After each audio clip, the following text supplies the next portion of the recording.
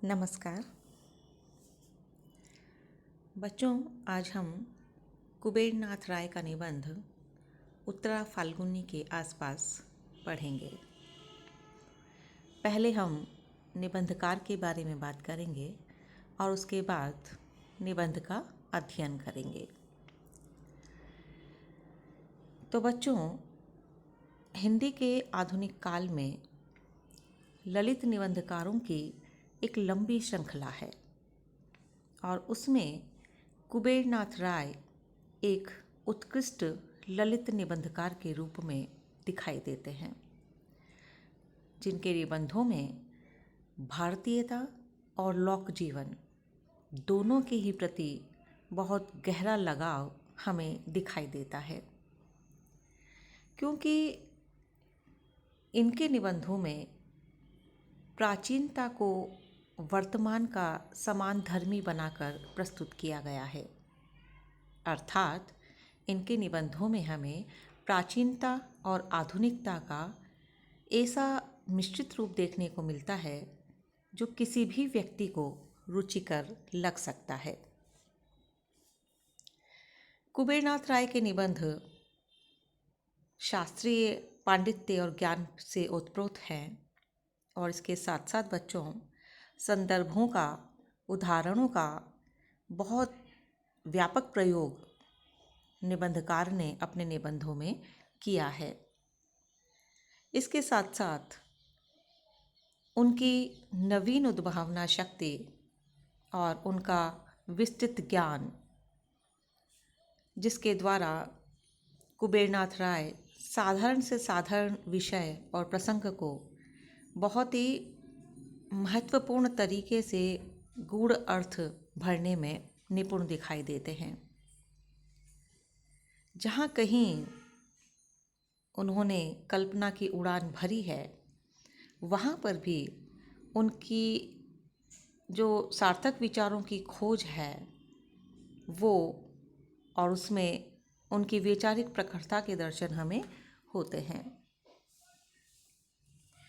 कुबेरनाथ राय के अनेक निबंध संग्रह अभी तक प्रकाशित हो चुके हैं। बच्चों, इन्हें याद कर लेना, क्योंकि परीक्षा में पूछे जा सकते हैं निबंध संग्रहों के नाम।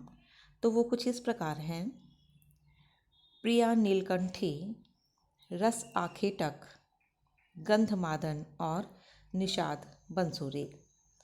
ये सारे जो संग्रह है वो हिंदी ललित परंपरा को समृद्ध करते हैं, उसे आगे बढ़ाते हैं। इनमें नए नए विषय और उसके साथ ही अभिव्यंजना का शिल्पगत जो नवीनता है वो भी हमें दिखाई देती है। सबसे बड़ी बात कुबेरनाथ राय के निबंधों में जो सांस्कृतिक चेतना है वो पाठकों को बहुत ही आंदोलित करती है और जिसके कारण उन्हें बार बार पढ़ने का मन करता है।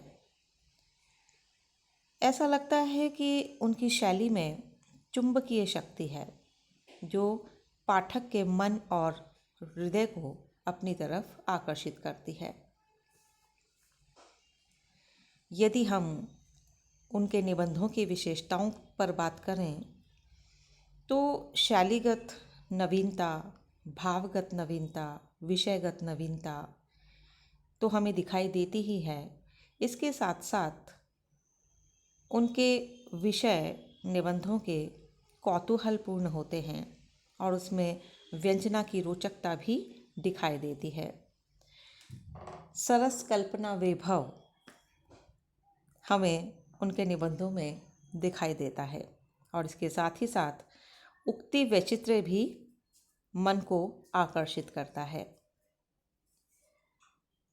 भाषा कुबेरनाथ राय की प्रभावमयी है और उनकी विवेचन शैली बहुत ही सरस है।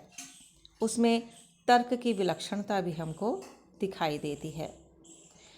हालांकि उनकी भाषा ज़्यादातर संस्कृत गर्भित है, गरिष्ठ है थोड़ी सी, लेकिन कहीं कहीं पर उसमें लोक भाषा के शब्द भी दिखाई देते हैं और इसके साथ ही साथ विदेशी शब्दावली, जो हमारी परिचित शब्दावली है, वो भी विद्यमान है।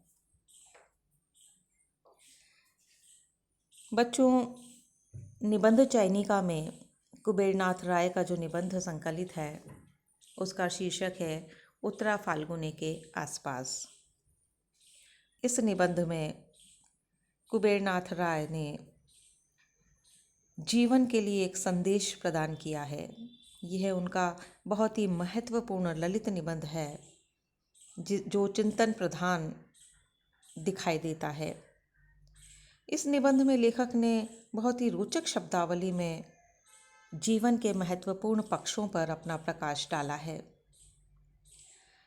निबंध की शुरुआत में ही लेखक ने बताया है कि जिस प्रकार वर्षा जल का अंतिम नक्षत्र उत्तरा फाल्गुनी होता है, उसी प्रकार मनुष्य के यौवन के अंतिम नक्षत्र स्वरूप उत्तरा फाल्गुनी को समझना चाहिए।